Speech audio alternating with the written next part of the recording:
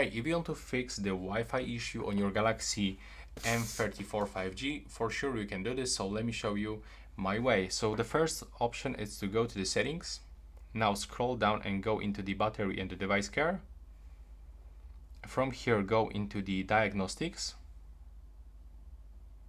Now just wait for the loading screen, go to the phone diagnostics, and from here you can actually check the Wi-Fi, the mobile network, and that's basically it. So click on the Wi-Fi. Now you will have to click on the test, and now it is testing your currently Wi-Fi connection. So we have to wait for it.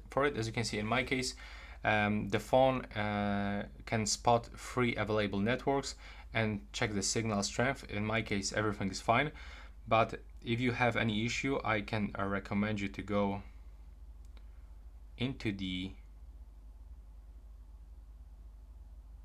general management.